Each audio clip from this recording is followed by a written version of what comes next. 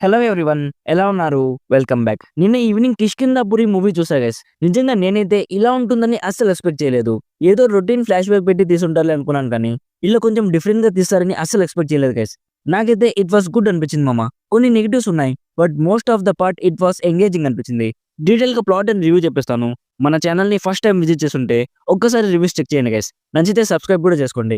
సింపుల్‌గా ఈ movie plot ఏంటంటే, మన హీరో అండ్ హీరోయిన్ ఒక గోస్ట్ వాకింగ్ టూర్ అనే ఒక చిన్న కంపెనీలో వర్క్ చేస్తుంటారు. హాంటెడ్ హౌసెస్ కి జనాల్ని తీసుకెళ్లి చూపించడం, ఒక ఫేక్ స్టోరీ క్రియేట్ చేసి చెప్పడం ఇది వాళ్ళ జాబ్. సో ఒకరోజు కిష్కింధాపురి రేడియో స్టేషన్ కి వెళ్తారు. సో ఇన్ని రోజులు ఫేక్ గోస్ట్ స్టోరీస్ చెప్పే వాళ్ళకి రియల్ గోస్ట్ ఎదురవుతుంది. సో ఆ గోస్ట్ ఏంటి, తన ఫ్లాష్ బ్యాక్ ఏంటి, నెక్స్ట్ స్టోరీలో ఏం జరిగింది అనేది బేసిక్ గా ఈ మూవీ ప్లాట్. ముందుగా పాజిటివ్స్.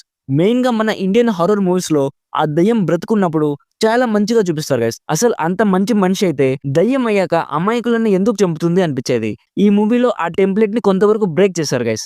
నేను స్పాయిలర్ ఇవ్వాలనుకోవట్లేదు. ఈ రొటీన్ టెంప్లెట్ ని బ్రేక్ చేసిన విధానం కొంచెం కన్విన్సింగ్ అనిపించింది. ఇది one of the main positive. First half అంతా కొంచెం స్లోగా స్టార్ట్ అయ్యి మెల్లమెల్లగా స్టోరీలోకి వెళ్తుంది. డీసెంట్ ఫస్ట్ హాఫ్ మామ. ప్రాబ్లం మొత్తం సెకండ్ హాఫ్ లోనే ఉంటుంది. ఇది నెగటివ్స్ లో చెప్తా. ఇంకా బీజిఎం చాలా బాగుంటుంది. One of the main highlight బీజిఎంఏ guys. And pre climax లో హాస్పిటల్లో ఒక సీన్ ఉంటుంది గైస్. అందులో అనుపమ అయితే చాలా బాగా చేసింది. ఆ బ్లాక్ జస్ట్ ఒక 5 minutes ఉంటుంది. ఆ 5 minutes తన పర్ఫార్మెన్స్ చాలా బాగుంటుంది. వెళ్ళనుకుంటే అన్న కూడా డీసెంట్ పర్ఫార్మెన్స్ ఇచ్చాడు. సినిమాటోగ్రఫీ కూడా చాలా బాగుంటుంది గైస్. విఎఫ్ఎక్స్ కొన్ని చోట్ల చాలా బాగుంటాయి, కొన్ని చోట్ల అస్సలు బాలేవు. బాలేనిది నెగిటివ్ లో చెప్తాను. ఇంకో మెయిన్ పాజిటివ్ ఏంటంటే, నాకు అప్పుడప్పుడు అనిపించేది మామ, ఇలా దయ్యం మనల్ని ఆవహించుకుంటుందని చూపిస్తారు కదా, అప్పుడు మన ఆత్మ ఎందుకు సైలెంట్ గా ఉంటుంది, ఆ దయ్యంతో ఫైట్ చేయొచ్చు కదా అనిపించేది. సేమ్ నేను అనుకున్నదే ఈ మూవీలో పెట్టారు గైస్. ఆ చిన్న పార్ట్ చాలా మంచిగా అనిపించింది. బట్ ఆ పార్ట్ లో విఎఫ్ఎక్స్ అస్సలు బాలేవు. ఇక నెక్స్ట్ నెగటివ్స్. సింపుల్ గా చెప్పాలంటే సెకండ్ హాఫ్ లోనే మెయిన్ స్టోరీ మొత్తం ఉంటుంది.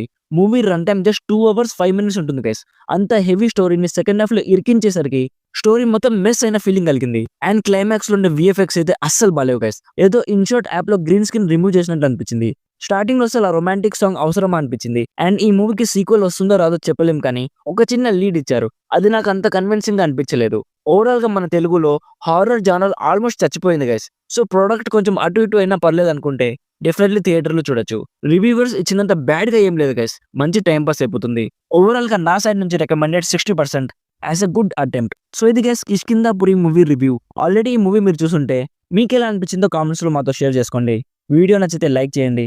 మరిన్ని రివ్యూస్ అండ్ రికమెండేషన్స్ కోసం మన ఛానల్ని సబ్స్క్రైబ్ చేసుకోవడం మాత్రం అస్సలు మర్చిపోకండి. Thank you so much for watching. Meet you in the next video. By by. జై హింద్.